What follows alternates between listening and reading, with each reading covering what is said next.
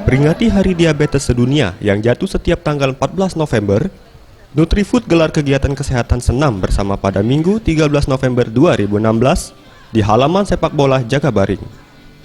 Kegiatan olahraga ini, cara Nutrifood mengingatkan masyarakat bahayanya penyakit yang disebabkan tingginya kadar gula dalam darah pada tubuh penderitanya.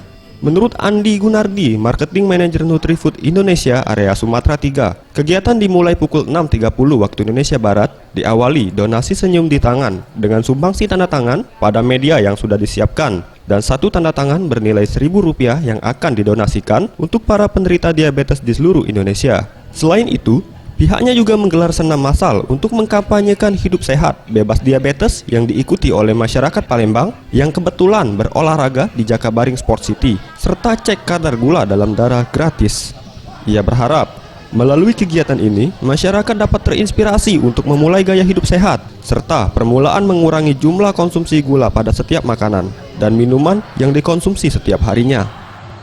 Harapannya ke depan gimana? Oke, harapannya kita dari Tropicana Slim ingin menginspirasi masyarakat Palembang dan Sumatera Selatan pada khususnya supaya kita ubah mulai dari diri sendiri untuk bergaya hidup sehat, kemudian mengurangi asupan gula dalam makanan dan minuman sehari-hari.